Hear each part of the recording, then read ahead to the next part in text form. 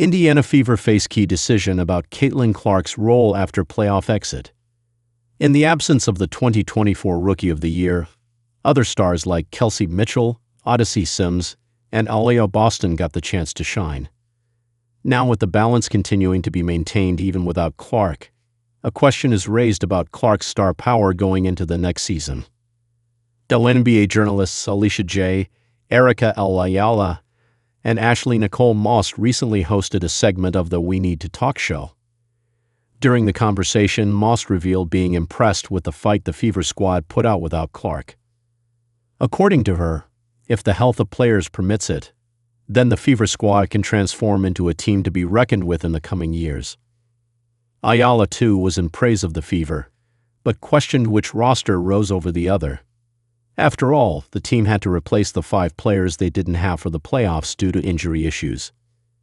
I mean, if they can figure out the right bunch, the right mix, and then again, you have a talent like Clark coming back, said Ayala. Moss agreed and added that if the right formula of the players they had to use to fill the gaps of the players who were injured and figure out how to make both work in one unit, we might be looking at a finals with the Fever in it next year. There lies the dilemma. The key decision of how to balance Caitlin Clark's star power with the depth of a roster that showed it can fight on its own. Up until the 2025 preseason, Caitlin Clark was the face of the Indiana Fever. The player is credited for bringing in a surge of viewership, an increase in ticket sales, etc. for the Fever squad. However, in her absence, there wasn't too big a drop. Even in the 2025 season, the Fever franchise led the league in combined home and road attendance, reportedly bringing in nearly 700,000 fans in total. In comparison, other teams brought in 100,000 fewer fans. According to a report about the Fever Aces Game 1, and around 1.4 million viewers tuned in on ABC to watch the matchup. This made the game, at that time, the most-watched semifinal on Disney networks. Furthermore, Indy Star's Chloe Peterson reported that Game 2 of Fever Dream averaged 1.5 million viewers on ESPN, making the matchup the second most-watched first-round Game 2 in WNBA history. Game 1 reportedly brought in 951,000 viewers on ABC. Sure, this was a 47% dip from the 1.8 million viewers who watched the Fever Sun game last season.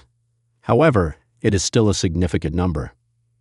During a recent episode of The Young Man and the Free podcast, Sophie Cunningham admitted that this basketball stage that we're playing on is above any other team right now. Our fans, no matter where we go, we're going to the biggest arenas. We have more fans than they do. Like, it is insane. But it has been so much fun. She further added, they're still selling out our arena and, like, really 5 of us aren't even playing. They're selling it out in other places. I know, which is insane.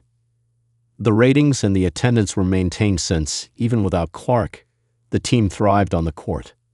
Several reasons contributed to this, like the mid-season signing of Ari McDonald and adding Chloe Bibby on a rest-of-season contract that bolstered the Fever's depth when most needed. Additionally, with stars like Kelsey Mitchell and Aliyah Boston leading the charge, the offense was well taken care of. The question of how to balance Caitlin Clark's star power is certainly a tricky one. However, it isn't something the player in question herself is concerned about. To her, her team's success, despite the elimination, is the only thing one should focus on. Caitlin Clark sends praise to Indiana Fever squad after elimination from semifinals. Game 5 was a pivotal do-or-die matchup for both the Indiana Fever and the Las Vegas Aces. A close matchup kept things interesting, but things took a turn for the worse after Kelsey Mitchell went down with lower body cramping.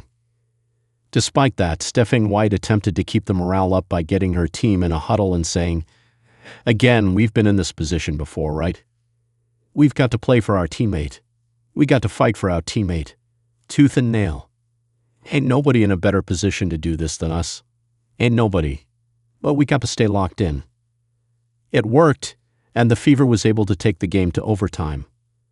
However, the same didn't last long, and the Aces won with a 107-98 score.